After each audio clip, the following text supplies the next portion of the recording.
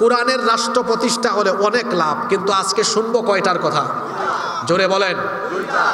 এক, ওয়াজ করে লাভ নাই ভাই, আগে মানুষের পেটে খাবার দেওয়া লাগবে। পেট ঠান্ডা তো সব কিছু ঠান্ডা।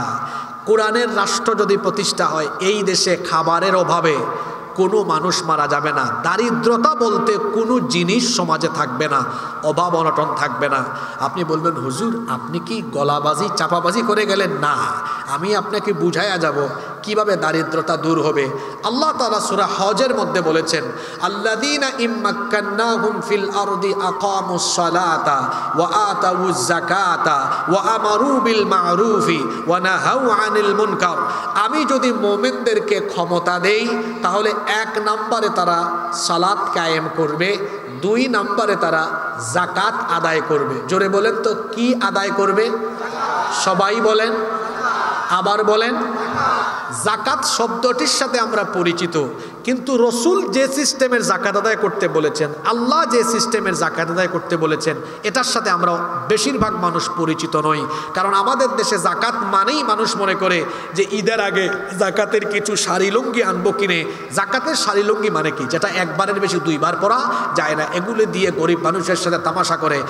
যাকাতের উদ্দেশ্য গরিব মানুষকে শাড়ি লুঙ্গি বিতরণ করা নয়, যাকাতের উদ্দেশ্য গরিবী হালত দূর করে দেওয়া, চিরতরে বেকারত্ব দূর করা। এজন্য যাকাতের নামে যারা শাড়ি লুঙ্গি দেয় এদের যাকাত আদায় হয় না। এরা যাকাতের নামে গরিবের সাথে তামাশা করে। তাহলে যাকাত আদায়ের উদ্দেশ্যটা কি? মনোযোগ আছে?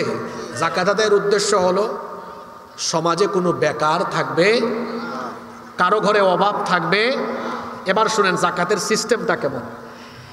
মনে করেন এই ফুলতলা এলাকায় এই যে সমাজ কল্যাণ পরিষদ, তারা কমিটি গঠন করে এখানে আশেপাশে 2-3টা এলাকা থেকে যাদের উপর যাকাত ফরজ তারা উত্তোলন করলো। যাকাতের টাকা উত্তোলন করে মোট তারা উঠাইছে 2 লক্ষ টাকা। মনোযোগ দিয়ে শুনেন, কত লক্ষ টাকা?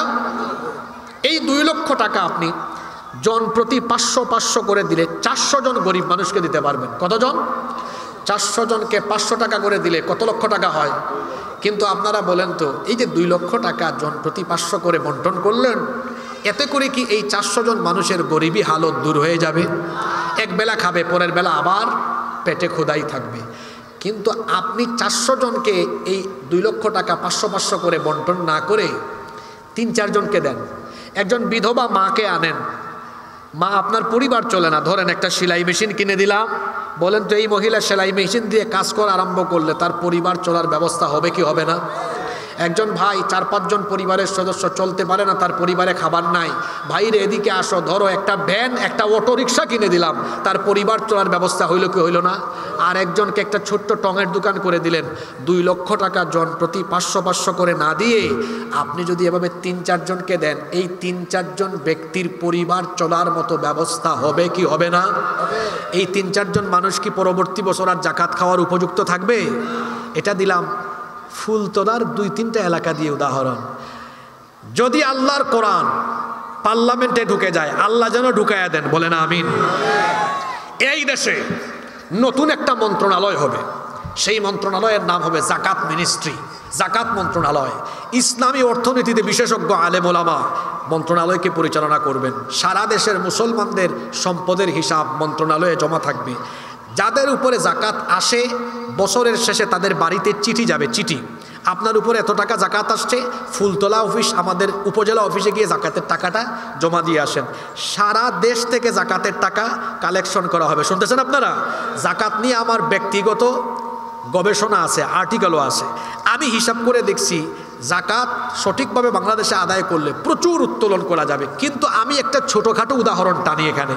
মনে করেন 2025 সালে যদি সরকার 1,40,000 কোটি টাকা উঠায়, এটা খুব লো অ্যামাউন্ট, এর চেয়ে আরও বড় ফিগারের যাকাত উত্তোলন করা বাংলাদেশে সম্ভব।